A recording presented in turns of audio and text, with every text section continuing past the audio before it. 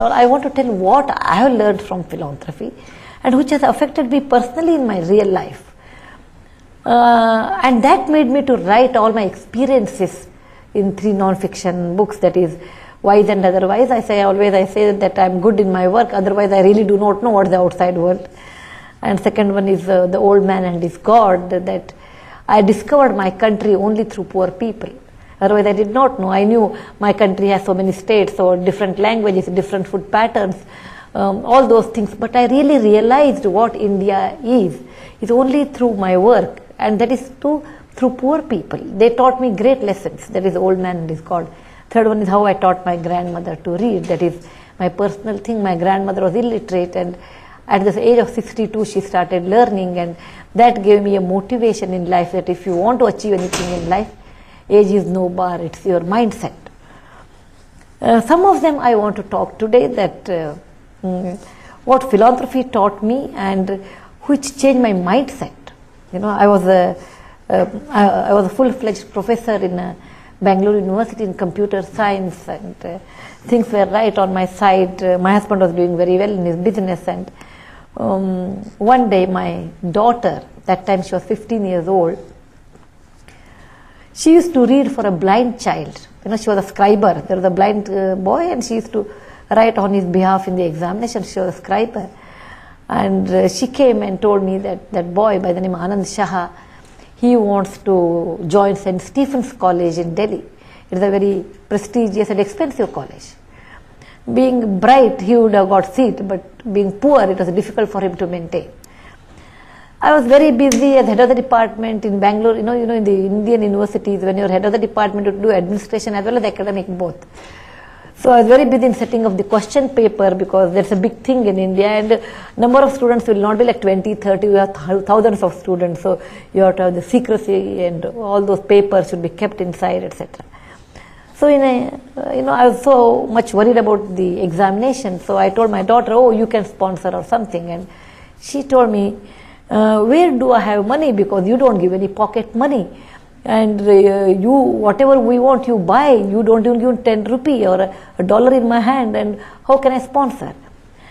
And she told me, she made a remark, she was only 15, and she made a remark, Amma, that's the way how South Indians call their mother, Amma. She said, you are a well-read, well-travelled and educated lady. If you do not want to do any social work, then you don't have a right to talk about anybody about social work. What's your duty in life? What are you looking forward in life? Is it glory or glamour or money? What's that? What makes you to work? And she was upset and she went away, and I went to the university examination center with my books in my hand, because if somebody studies in India, they understand we have 2 examinations, one in October and then in April. What questions appear in October should not appear in April. That's what to take care. Okay, otherwise you lose your post. So I was very busy in eliminating the questions of the October. I went to the Senate hall, I sat there, and my mind did not concentrate on question paper. I said, really speaking, what am I looking in life? It is not a daughter of 15 who has asked me. I questioned that one to myself. Everybody should question sometime in their life, what am I doing? For whom do I doing? And what is the ultimate aim in my life? Am I in the same direction or some other direction? When I questioned that, I went on thinking about my own life. I was 45 years old that time. I said, first 25 years I worked for the academic excellence of my own career. I should never get a second rank. I should be all at the top in the list. I never bothered about anything else. Next 20 years I worked for Infosys. It's the beginning, because it's a company started with $250 with absolutely no money, and 6 enthusiastic people started the company. And I was a programmer when there was no programmer. I was an accountant. I was a secretary. Call any job, I am there except a chairman post. Okay. So, and 2 small children, save every penny so that company should prosper. Always think the betterment of the company than your individual. The 20 years I spent without going anywhere else. It's only you have to save money and bring the company up. And now company is doing fairly well. Children have grown up. And I don't require to excel in anything in academy at the age of 45. I was not also in the academic line that time. So I was thinking, what is my aim in life? And I felt it. I felt sincerely that what I have done to my own country. I have made good money, I have a good name, I am a very well-read person, I travel a lot. That's all my personal thing, but what have I done to my country? The country where I am born, the country which is poor, the country where there are all extremes are there, very rich people, very poor people, and majority of them are poor. And they stay in below poverty line in rural area. What have I done? To be born in a rich family is not your desire, you are born there, or to be well educated, in a good family where you get education. It is not that you work for it, but you get it because you are born.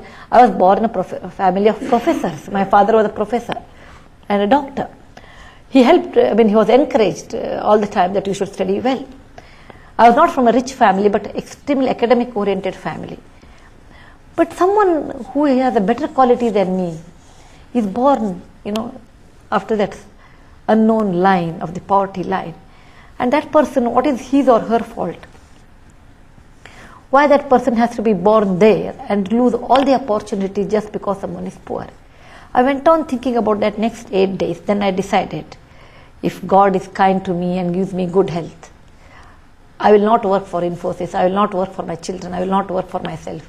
I will work only for the poorest of the poor in India. That's my mission. And that's the way I thought of philanthropy on my personal level. I said I have to work because I have an obligation to my country, my society.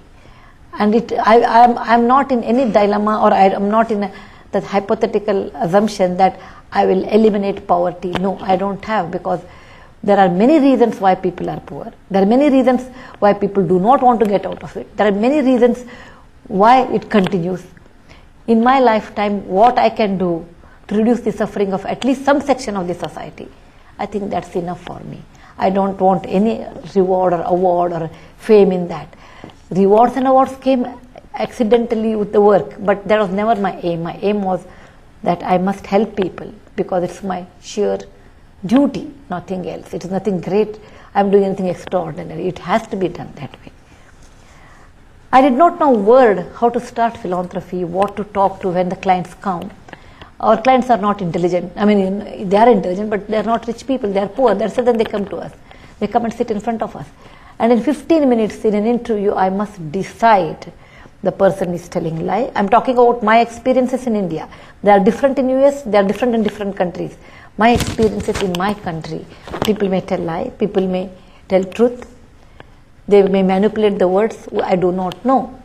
So when person comes and sits in front of me, I should measure the person's difficulties. Is it true or false? If it is true, what extent I can help? If I'm going to help, then what are the different ways to help? And how long I can help? How do I know how to do all those things? And there is no book on this. There is no teacher on this. It's only by experience. And I did not have any experience. I sat first day in Infosys Foundation. I was wondering, am I coming in the right place or wrong place? Is it an emotional decision?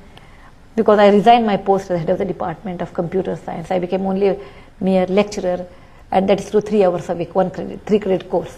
That's all I will take, I told them. Because I like teaching, I like to interact with youngsters. I don't want to lose teaching ability. So I was thinking, all alone sitting in my office, that what am I doing? Is it the right thing? How will I be able to measure the difficulties of others unless you understand it? How to understand that? One method is, you should suffer, or you should stay with such people or interact with such people more often, so that you will have 80% of that knowledge. That's how I started my touring in a leprosy colony, sex workers, street children, runaway children from home, orphanage, old age home, name a thing, everything. I said, I must understand their difficulties. Why do they do like this? What is the solution for that? And that opened a new door for me to understand what India is. Until that, for me, India is a country with several states. Those are the capitals. These are the languages. These are the costumes. These are the food. Okay, all those things. But when I realized all of them are connected by one simple principle, all of them are poor. With whom I work, they are all poor. They all need help. They all need, different people need different type of help. For example, I work with sex workers. The most difficult job in my work is working with sex workers in India. They are not open because they are really, bitter about the experiences, and they don't want to talk to you. Actually, it took for me 3 years to have a dialogue with them. And at the end, every worker tell me, I don't want money from you. I want a patient hearing. Why I got into this sex trade or sex working area. It was not our desire. We have been cheated many times. We have been sold. And everybody wants a patient hearing. And they want this word at the end, it was not your fault. Everybody wants that sympathetic word, it was not your fault. When you work with students, you require different. When you work with housewives, you require different kind of a mindset. So it opened a door to me, and greatest lessons I learned in my life from the poorest of the poor people. No university taught me, no book taught me, nobody taught me, but poorest of the poor taught me the great lessons.